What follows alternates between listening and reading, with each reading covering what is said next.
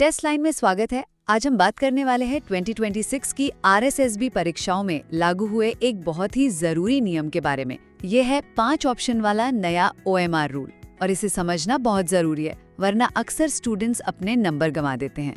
तो चलिए इसे आसान भाषा में समझते हैं। सबसे पहली और सबसे जरूरी बात, अब से आपको हर सवाल में कोई ना कोई एक गोला भरना ही भरना है।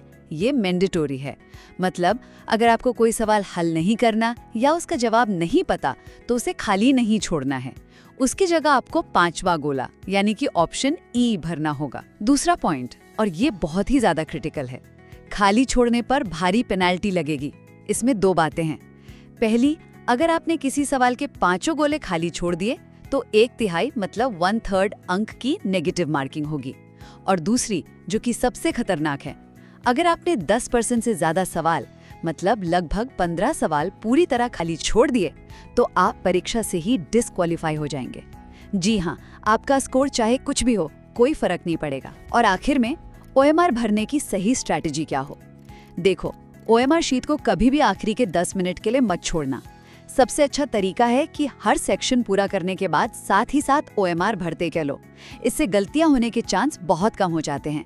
याद रखिए, 150 गोले भरने में लगभग 10-15 मिनट लगते हैं। तो जब भी मॉक टेस्ट दें, OMR भरने का टाइम भी उसमें शामिल करें। प्रैक्टिस के लिए सैंपल OMR शीट अब टेस्ट लाइन ऐप से डाउनलोड कर सकते हैं। और हाँ, अपना एडमिट कार्ड ध्यान से जरूर पढ़ना ताकि ये कंफर्म हो जाए कि ये नियम आपकी परीक्षा पर लागू होता है या नहीं। तो कुल मिलाकर बात यह है कि हर सवाल का जवाब दो, और अगर नहीं देना है तो ऑप्शन ई भरो। खाली छोड़ने का तो सोचना भी मत, क्योंकि इससे ना सिर्फ नंबर कटेंगे बल्कि आप एग्जाम से बाहर भी हो सकते हैं। ऐसी और जरूरी गवर्नमेंट एग्जाम अपडेट्स के लिए टेस्ट लाइन को फॉलो करो।